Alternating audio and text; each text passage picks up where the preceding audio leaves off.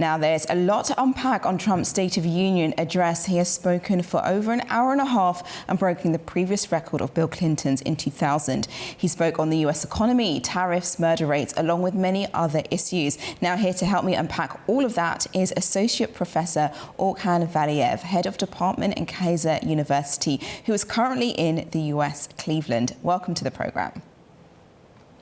Great pleasure, thanks. Great. Right. As I mentioned, so much has been said in his address, but I wanted to bring our attention first to what he said about Iran. Now, he says he wants to solve the problem through diplomacy, but also said that he was ready to act. Talks with Iran, we know, are scheduled for tomorrow in Geneva. How likely are we to reaching a deal with Iran? The US has said they do not want them to have nuclear weapons as well, which is quite a strong requirement. Do you think we'll get there? As you know, it was the first, it was just the longest ever the State of Union that has been done by the president to the Congress. In comparison with Clinton's the speech, it was much more. Therefore, we can understand how it was the historic because of his perspective. But however, before that, let me remind that last week, it was the historic moment in Washington D.C. The Trump's administration, was hosting the different kinds of leaders, the founding leaders of the Board of Peace. Which was established during the economic forum in Davos last year. So, including Azerbaijan president and prime ministers, and also the Minister of Foreign Affairs, they were in DC to attend the inauguration of the Board of Peace. This was another the issue. So the main issue, the main takeaways of the speech was just. Mostly based on economy, tariffs, immigration, foreign policy, and foreign policy was mostly based on the Iran issue.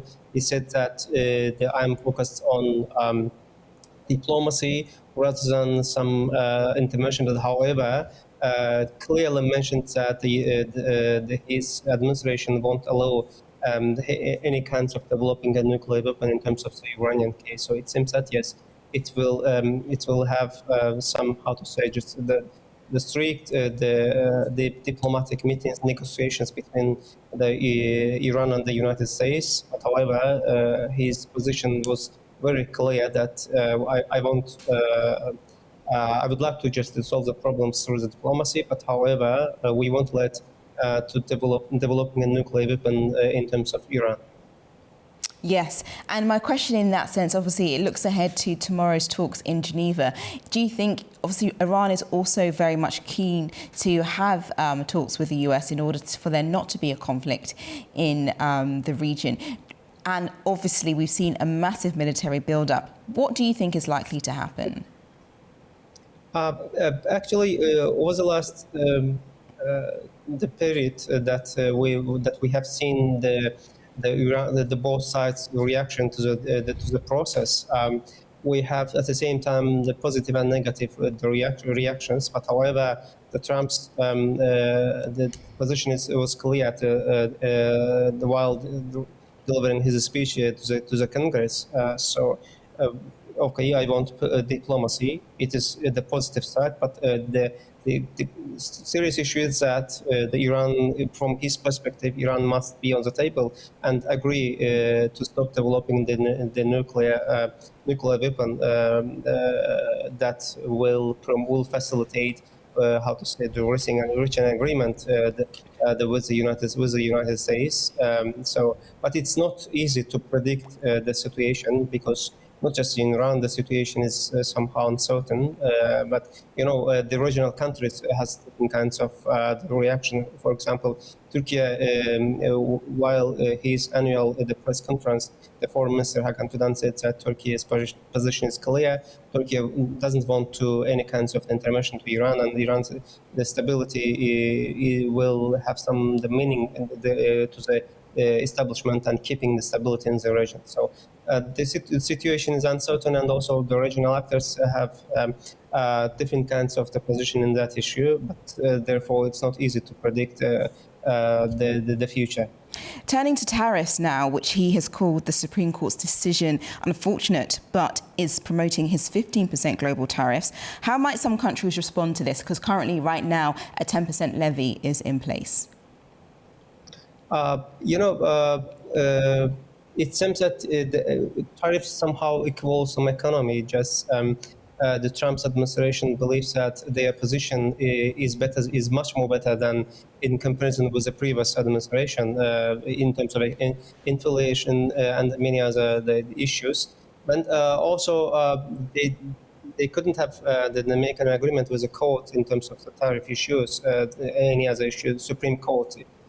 So because they made a decision against his policies, therefore he just focused on the rising of the tariffs issue. This is another that could have the global the global, how to say this, conclusion for in terms of economy. But it seems that because of his the speech to the Congress, the States of the Union, his position is clear, like the Iranian issue, that because Trump's aimed to solve economic problem, that because he repeatedly mentioned that they inherited the let's say just the weak economic economy was from the previous administration. Therefore, it seems that solving this issue seems the main one of the main the key issues or takeaways within his the time in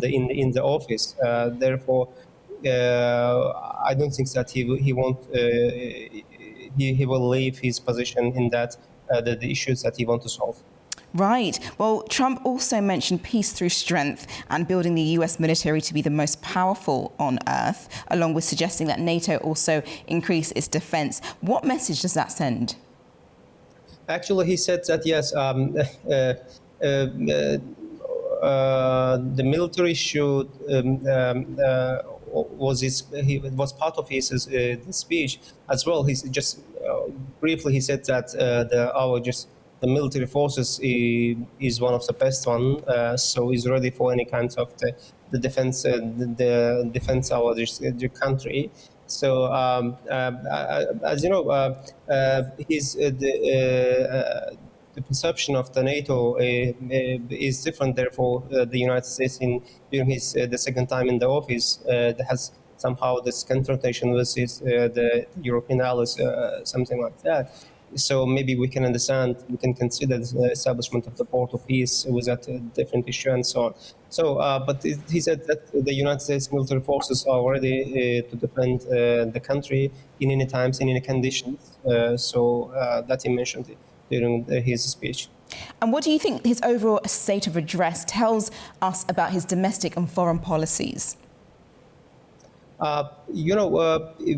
His foreign policy in his second time is clear that first is that he wants and aims to contribute to the establishment peace globally. Therefore, he did many things over the last year. The Washington summit was one of them, and so on. And during his speech, the Iranian issue was the main the part of his speech, and also he mentioned the Venezuelan case and as well.